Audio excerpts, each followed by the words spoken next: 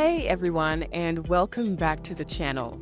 Today we are diving deep into a topic that affects almost everyone in Singapore, the property market. Just recently, the government announced some significant changes to the seller's stamp duty, and trust me, it's got a lot of people wondering, what does this mean for my home? And more importantly, what does it mean for my investments? In this video, we'll break down exactly what these SSD changes are, why they were introduced, and which Singapore-listed companies are feeling the heat. We'll look at the big players like City Developments Limited, UOL, Propnex, and APAC Realty, and help you decide if now is a good time to buy, sell, or simply wait. Stick around, because by the end of this, you'll have a much clearer picture of Singapore's property landscape. If you haven't already, subscribe to our channel. Please subscribe to our channel. Your support truly makes a difference, enabling us to produce more stock and fundamental analysis content. But first, a quick disclaimer. Please note that the content presented in this video is for informational purposes only and does not constitute investment advice. We strongly recommend that you seek proper guidance from a qualified financial advisor before making any investment decisions. So, let's start with the basics. What exactly changed with the seller's stamp duty? Think of SSD as a tax you pay if you sell your residential property within a certain time frame after buying it. It's basically designed to discourage quick flips and speculative buying. The latest announcement, which takes effect on July 4th, 2025, makes two key adjustments. First, the holding period has been extended. Previously, you'd pay SSD if you sold within 3 years. Now that period is 4 years. This means if you sell a property less than 4 years after purchasing it, you'll likely incur this tax. Second, the rates themselves have gone up. They've reverted to levels we saw before March 2017. For instance, if you sell within 1 year, the tax is now 16% of the sale price, up from 12%. If you sell between 3 and 4 years, it's now 4%, up from 0%. The idea here is simple. The shorter you hold, the more you pay. So why these changes and why now? Well, the government's primary goal is to curb short-term speculation and property flipping. We've seen a rise in sub-sales, where properties are resold very quickly, sometimes even before they're completed. This kind of activity can artificially inflate prices and make the market more volatile, which isn't healthy for long-term stability or for genuine home buyers. By increasing the holding period and the tax rates, the authorities are essentially telling speculators, if you're in it for a quick buck, it's going to cost you a lot more. But here's the interesting part. Most analysts believe the overall impact on the broader property market will be minimal or marginal. Why? Because the vast majority of property buyers in Singapore are owner-occupiers, people buying a home to live in, or long-term investors who plan to hold for many years. These groups aren't significantly affected by the SSD, as they typically hold their properties for well over 4 years. This measure is more of a refinement than a shock, targeting a very specific segment of the market. Now let's get to the question many of you are asking: which Singapore stocks got impacted by this? When we talk about property, we are mainly looking at two types of listed companies: property developers and real estate agencies. Property developers like City Developments Limited, CDL, and UOL Group are the ones who build and sell new homes. For them, the impact of the SSD changes is generally considered less direct. Their business models often involve long-term project cycles and strategic asset recycling, rather than relying heavily on short-term sales from initial buyers. While a reduction in speculative demand could slightly slow down sales velocity for new launches, most developers focus on genuine demand from owner-occupiers.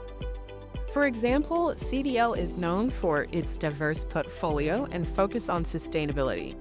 Blue also has a strong pipeline, and analysts generally see them as resilient. Their recent financials show a mixed picture with some revenue growth but also profit adjustments due to one-off gains in the previous year. Analysts largely have buy or neutral calls on them, seeing their long-term potential. On the other hand, real estate agencies like Propnex and APAC Realty, which operates ERA Singapore, are likely to feel a more direct impact. Why? Because their revenue comes from transaction commissions. If the SSD curbs short-term buying and selling, it means fewer transactions from flippers and short-term investors. This directly reduces their potential commission income. However, even for agencies, the outlook isn't entirely bleak. While there might be a minor knee-jerk reaction in their share prices, analysts expect a recovery. Both Propnex and APAC Realty are market leaders, with strong agent networks and a significant market share. They also stand to benefit if overall transaction volumes pick up due to factors like a stable economy or moderation in interest rates. Analysts currently have buy calls on both, citing their strong market position and attractive dividend yields. To truly understand the current situation, it helps to look back. Singapore's property market has a history of cooling measures. In fact, these latest SSD changes are actually a reversion to rules that were in place from 2011 to 2017. The government had relaxed them in 2017 when the market needed some breathing room. This tells us these are tried and tested tools. Historically, when such measures are introduced, we often see a knee-jerk negative reaction in property stock prices, but these are often temporary. The market tends to adjust and the underlying demand from owner-occupiers remains strong.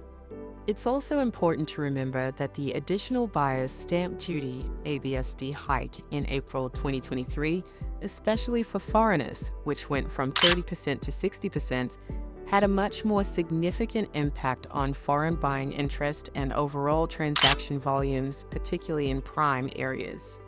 The SSD changes are seen as a much more targeted, calibrated measure by comparison. The overall market sentiment remains that private home prices will moderate and remain stable, driven by the strong Singapore economy and low unemployment. So, wrapping it all up, is it a good time to consider investing in these Singapore property stocks, or should you wait or even avoid them completely? Given the analysis, here's my take for a general audience. For property developers, CDL/UOL, the direct impact of the SSD changes on their core business is likely to be limited.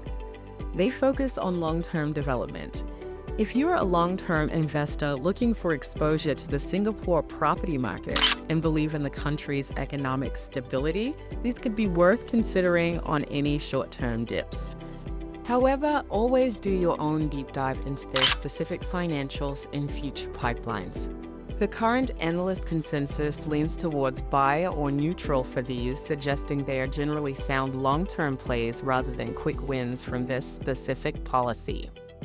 For real estate agencies, Propnex, APAC Realty, these companies will likely see some short-term impact on transaction volumes from the targeted segment of the market. However, their strong market share and the potential for a broader market recovery, driven by factors like interest rates stabilizing, make them interesting. If you believe in the long-term resilience of Singapore's property market and the dominance of these agencies, a buy on weakness could be an option, particularly given their attractive dividend yields. But we prepare for potential volatility in the near term. Overall consideration, wait for clarity versus. Opportunistic buy for most investors, a wait and observe approach might be prudent in the immediate aftermath of such policy changes, allowing the market to fully digest the news. However, for those with a higher risk tolerance and a long-term horizon, any knee-jerk price dips in fundamentally strong companies could present an opportunistic entry point. Don't consider at all? I wouldn't go that far for the entire sector. Singapore's property market is highly regulated and generally stable. These measures are designed to maintain that stability, not derail it. The key is to understand why you're investing and align it with your own risk, appetite, and investment horizon.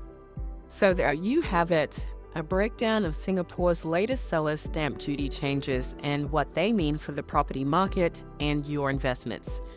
Remember, investing always carries risks, and this information is for educational purposes.